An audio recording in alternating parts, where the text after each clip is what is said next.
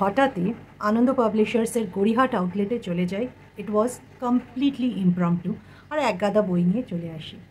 বইগুলো কি সেই বিষয়ে একটু যদি জানতে চাও তাহলে ভিডিওটা লাস্ট অবধি দেখো, আর এরকম সিমিলার কন্টেন্ট যদি তোমরা দেখতে চাও তাহলে please do subscribe to Book Tales by Pritha. আমি এখানে বাংলা, ইংরেজি, হিন্দি 3টে ভাষার বই নিয়েই কন্টেন্ট বানাই। এই মুহূর্তে বাংলা কন্টেন্ট নিয়ে একটু বেশি ভিডিওস হচ্ছে, ইন ফিউচার অন্য দুটো ভাষাতেও ভিডিওস আসবে। আর বেশি দেরি না করে তাহলে আজকের ভিডিওটা আমি স্টার্ট করছি। আনন্দ প্রকাশনী গড়িহাটের আউটলেটটায় যখন যাই, যে ওখানকার যিনি মালিক বা মেন যে পার্সন, ওনার সঙ্গে ইন্টারাকশন করেও আমার বেশ ভালো লেগেছে। উনি আমাকে খুব ভালো ভালো বইয়ের সাজেশনও দিয়েছিলেন। আমি মূলত দুটো বই কেনার জন্য গেছিলাম, কিন্তু আমি দুটো বই তো আর আমার মন ভরবে না, আমি অনেকগুলো বই নিয়ে এসেছি। এবং আনন্দ প্রকাশনীতে তোমরা যারা আউটলেট থেকে বই কিনেছো তোমরা নিশ্চয়ই জানো যে ওরা যে 30% অবধি ডিসকাউন্ট দেয়, টোটাল অ্যামাউন্টটা যেটা হয় সেই অ্যামাউন্টটা ডিসকাউন্টেড না হয়, সেই সিমিলার অ্যামাউন্টের ওরা বই দেয়। তো আমার ক্ষেত্রেও সেটা হয়েছে। তো এক এক করে তোমাদেরকে বইগুলো আমি দেখাচ্ছি। আর আনন্দ প্রকাশনীর বই খুবই দাম বেশি, এটা আমি মানছি, কিন্তু কি হয় যে বইগুলোর পেজ কোয়ালিটি বা বইগুলোতে জ্যাকেট, মানে উইথ জ্যাকেট প্রত্যেকটা বই আসে, তো সেইগুলো মানে এতটাই ভালো আমি বুঝতে পারি। আমি নিজেও সেদিনকে ওনার সঙ্গে কথা বলছিলাম যখন, তো আমি বললাম যে আপনাদের এত বেশি বইয়ের দাম বেড়ে যাচ্ছে, এইটা কিন্তু একটু আপনাদের মানে অর্গানাইজেশনের ভাবা উচিত। তো উনি আমাকে ওনার জাস্টিফিকেশন দিতে আরম্ভ করলেন। বাট এনিওয়েজ, যে বইগুলো এনেছি খুবই পপুলার বই, বেশ ইন্টারেস্টিং বই, এক এক করে বলছি। প্রথম বইটা হচ্ছে শরদিন্দু বন্দ্যোপাধ্যায়ের জিন্দের বন্দি। বইটার প্রচ্ছদটা অসাধারণ, নো ডাউট ইন দ্যাট। এবং এই বইটা মানে আমি পড়া শুরু করেছিলাম এবং অনেক শুনেছি শরদিন্দু বন্দ্যোপাধ্যায় সম্পর্কে, কিন্তু আমি দেখলাম যে এটা যে ভাষাটা আছে, এই ভাষাটায় মানে বই পড়তে গেলে আমাকে আরও বেশি নর্মাল বাংলার বই পড়তে হবে, তারপরে এই বইটা আমি ছুঁতে পারবো, কেননা এতে বুঝতে কোনো অসুবিধে হচ্ছে না। বাট যে ভাষাতে লেখা হয়েছে সেটা দেখলাম আমার পড়তে একটু সময় লাগছে। তো আমি এই বইটা মেবি নেক্সট ইয়ার পড়বো, কেননা এখনও আমি মানে সিম্পল বাংলা ভাষায় যে লেখকরা লিখছেন তাদের বইগুলোই আমার মনে হচ্ছে আমার মতন যারা রিডার্স, যারা মানে যাদের হয়তো বাংলাটা থার্ড ল্যাঙ্গুয়েজ ছিল স্কুলে বা বাংলা বেশি পড়েনি, তাদের জন্য এই বইটা একটু হলে, এটার ভাষাটা ডিফিকাল্ট, বুঝতে কোনো অসুবিধা, বাট মানে একটা রিডিং পেস হয়, তো রিডিং পেসটা একটু মানে স্লো হয়ে যাচ্ছে, যেটা আমি নিজে বুঝতে পারছি। তো এই জিন্দের বন্দি নিয়ে উত্তম কুমার সৌমিত্র চট্টোপাধ্যায়ের একটা সিনেমাও হয়েছে। সিনেমাটা অবশ্য আমার দেখা নয়, আমি প্রেফার করি বই পড়ে তারপরে যে বইগুলোর থেকে যে সিনেমাগুলো হয়েছে সেগুলো আগে বই পড়ার, তারপরে যদি মনে লাগে তখন আমি সিনেমাগুলো দেখি। তো এইটা প্রথম বই, শরদিন্দু বন্দ্যোপাধ্যায়ের জিন্দের বন্দি। শরদিন্দু বন্দ্যোপাধ্যায়ের তুঙ্গভদ্রার তীরেও আমার কালেকশনে আছে, বাট আমি এইটা দিয়ে শুরু করতে চাই, দেখা যাক কত দিনে এই বইটা আমি পড়ে শেষ করতে পারি। বইয়ের ব্যাপারে এইখানে আমি ডিটেলস বলছি না, আমি জাস্ট বইগুলো দেখাচ্ছি, বিকজ অবভিয়াসলি বইগুলো আমার এখনও পড়া হয়নি। আচ্ছা, নেক্সট যে বইটা নিয়ে বলবো, এই বইটা অফ লেট বেশ পপুলার হয়েছে। এইটা লিখেছেন সিজার বাচ্চি এবং বইটা হচ্ছে শ্রীকৃষ্ণ কীর্তন রহস্য। এই বইটা আমাকে ওইখানকার যিনি ভদ্রলোক ছিলেন উনি আমায় সাজেস্ট করলেন। এটা আমি জাস্ট ওনাকে জিজ্ঞেস করেছিলাম যে কীরকম, তো বললো এই বইটা ভীষণ ফাস্ট পেস, এবং তুমি যেরকম বলছো যে তোমার একটু ডিফিকাল্টি হয়, তো আশা করছি এই বইটা তোমার পড়তে কোনো অসুবিধে হবে না। এবং এই বইটা এখন রিডার্সদের মধ্যে বেশ পপুলার। সিজার বাচ্চি আমি যতদূর জানি উনি মনে হয় এখন এই মুহূর্তে আনন্দমেলার এডিটর। তো উনি বেশ কয়েকটা বইও লিখেছেন এবং বইগুলো খুবই পপুলার হচ্ছে, তার মধ্যে একটা হচ্ছে এই বইটা। যদি এই বইটা তোমাদের পড়া হয়ে গিয়ে থাকে তাহলে কমেন্টসে জানিও এরকম এই বইটা।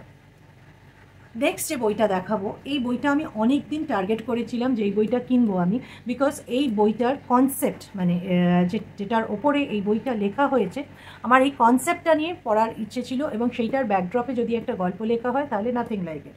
বইটা হচ্ছে রূপক সাহার হরফ। এইটাতে না হ্যান্ডরাইটিং লেখা, মানে একটা মানুষ একটা তার হ্যান্ডরাইটিং আছে এবং সে কিভাবে লিখছে সেইটা নিয়ে একটা রোম্যান্টিক সাবপ্লট, মানে একটা ছেলের সঙ্গে একটা মেয়ের বিয়ে ঠিক হয়েছে এবং ছেলেটা মেয়েটাকে পছন্দ, কিন্তু মেয়েটার হাতের লেখা ছেলেটাকে মানে অন্য কিছু একটা মেসেজ দিচ্ছে, সেটা কি সেইটা জানার জন্য এই বইটা আমার পড়ার ইচ্ছে, এবং এটা আমি অনেক দিন ধরে টার্গেট করে রেখেছিলাম। আমি জানি রূপক সাহা, যিনিও আনন্দবাজারেরই এক্স জার্নালিস্ট ছিলেন, উনি বিভিন্ন বিষয়ে উনি বই লিখেছেন। উনি পারফিউম নিয়েও একটা বই লিখেছেন, সেটা আমার পড়ার ইচ্ছে আছে। উনি জীবাণু বলে ওনার একটা বই আছে, যেটা মানে কোভিড এসছে 2020-তে, উনি জীবাণু বলে যে বইটা, সেটা মনে হয় লিখেছিলেন 2012 সালে। ওনার মারাদোনাকে নিয়ে একটা বই আছে। মানে আমার রূপক সাহাকে এক্সপ্লোর করার, বিকজ উনি বিভিন্ন কনসেপ্টস এক্সপ্লোর করেন এবং বেশ ইন্টারেস্টিং কনসেপ্টসগুলো, সেই জন্যে আমার ওনার লেখা পড়ার খুব ইচ্ছে আছে। তো এইটা হচ্ছে নেক্সট বই। ও, আমি বইগুলোর দামগুলো আপনাদের বলতে ভুলে গেছি। এই হরফ বইটার দাম 400 টাকা। তার আগে শ্রীকৃষ্ণ কীর্তনের দামও 400 টাকা। আর জিন্দের বন্দি এইটার দাম হচ্ছে 300 টাকা। তারপরে আর একটা বই, অবভিয়াসলি আমার কাছে বেশি যে বইগুলো মানে আমি যেগুলো নিজে কিনি, এগুলো মোস্টলি থ্রিলার্স, বিকজ আমি এই মুহূর্তে বাংলা থ্রিলার্স পড়তে খুব এনজয় করছি, স্পেশালি যেগুলো কন্টেম্পোরারি রাইটাররা লিখেছে। তো সেরকমই একটা বই হচ্ছে অমৃত সন্ধানে সাদা দরজা। এর মধ্যে দুখানা স্টোরিজ আছে, অমৃত সন্ধানে আর সাদা দরজা, লিখেছেন বাপ্পাদিত্য চট্টোপাধ্যায়। এই বইটার দাম হচ্ছে 550 টাকা। অবভিয়াসলি এর উপরে অনেকটাই ডিসকাউন্ট ছিল। তো এইটা আর একটা বই যেটা কিনেছি। নেক্সট যে বইটা, এই বইটা কিন্তু এখন এই মুহূর্তে মনে হয় আউট অফ স্টক হয়ে গেছে। সেদিনকে লাকিলি বইটা পেয়ে যাই, বাট এটা মনে হয় লাস্ট কপি ছিল সেদিনকে, আমি জানি না এখন এসছে কিনা। এটা হচ্ছে সুকান্ত গঙ্গোপাধ্যায়ের দীপ কাকুর সমগ্র। এই বইটা আমি কিনে ফেলেছি, কিন্তু দেখলাম যে দীপ কাকুর সবকটা থ্রিলার্স এর মধ্যে নেই। আশা করছি এটার একটা সেকেন্ড পার্ট খুব শীঘ্রই আসবে।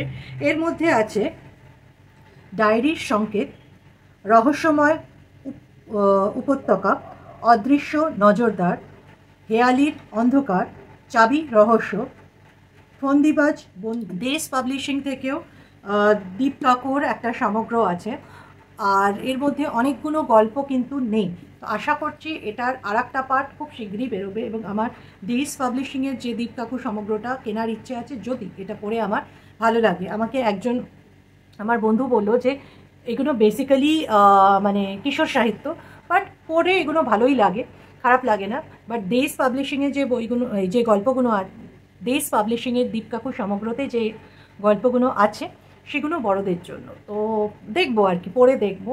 তার আগে তো আমি বলার জায়গায় নেই যে কীরকম লাগলো। তো এই বইটির দাম হচ্ছে, আমি মোস্ট প্রবলি এটার প্রিন্টেড প্রাইস, হ্যাঁ 650 রুপিস এটার প্রিন্টেড প্রাইস ছিল। এটার উপরে অনেকটাই ডিসকাউন্ট পাওয়া গেছে। নেক্সট যে বইটা, যে দুটো বই অ্যাকচুয়ালি কেনার জন্যে আমি সেদিনকে আনন্দ প্রকাশনীতে যাই, তার প্রথম বইটা হচ্ছে মিতিন মাসি সমগ্র 1। আর আমার এটা স্ট্র্যাটেজি হচ্ছে, আমি কখনোই মানে এরকম যেগুলো সিরিজ থাকে, বুক সিরিজ যেগুলো থাকে, আমি কখনোই একসঙ্গে সবগুলো কিনি না, আমি একটা একটা করে কিনি। আমি দেখি যে আমার সেটা ভালো লাগছে কিনা, যদি সব কটা গল্প পড়ি তখনই আমি পার্ট 2 কিনি। তো কিনে ফেলেছি মিতিন মাসি সমগ্র 1। এইটার মুদ্রিত মূল্য হচ্ছে 550 রুপিস। আর এর মধ্যে যে গল্পগুলো আছে মিতিন মাসির, ও বাবা, এর মধ্যে কন্টেন্টস খুঁজে পাচ্ছি না, দাঁড়ান আমি কন্টেন্টসটা খুঁজে এক এক করে বলছি এর মধ্যে কোনটা কোনটা আছে। আমার অ্যাকচুয়ালি কেরালায় কিস্তিমাত্রা, আমি ওটা অডিও বুক হিসেবে শুনছিলাম, বেশ ভালো লাগছিলো। প্লাস মিতিন মাসির একটা অরিন্দম শীল ডিরেক্টেড একটা সিনেমাও কিছুদিন আগে আড্ডা টাইমসে দেখেছি, আমার বেশ ভালো লেগেছিলো। তাই জন্যে আমি এটা কিনে, এবং আমার থাকে যে সিনেমাগুলো আসার আগে যেন আমার বইটা পড়া হয়ে যায়। তো এর মধ্যে যেগুলো আছে হচ্ছে সারান্ডায় শয়তান, জোনানাথের বাড়ির ভূত, কেরালায় কিস্তিমাত,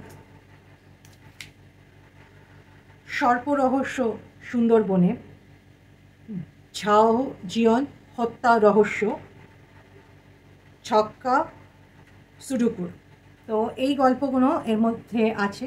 তো এটা ইচ্ছে আছে নেক্সট ইয়ার বইমেলার আগে বইটা শেষ করে, ইচ্ছে আছে, আমি জানি না আমি আদেও শেষ করতে পারবো কি না, বইমেলাতে গিয়ে পার্ট 2টা কেনার, দেখা যাক হয় কিনা। আচ্ছা, লাস্ট যে বইটা, অদ্ভুত ব্যাপার হচ্ছে এই বইটার যেটা 1 আর, এটা খুব পপুলার একটা বুক সিরিজ, এটার 1 আর 2টা, এটার ইংলিশ যে ট্রান্সলেশনগুলো ছিল, তখন তো ট্রান্সলেটেড বই পড়তাম, বাংলা বই খুব একটা পড়তাম না, তো ইংলিশ ট্রান্সলেশনগুলো আমার পড়া হয়ে গেছিলো। তো দোকানে গিয়ে আমি জিজ্ঞেস করলাম যে এটা তো শুনলাম যে একটা মানে কমপ্লিট এডিশন এসছে, তার মধ্যে কোনটা কোনটা আছে।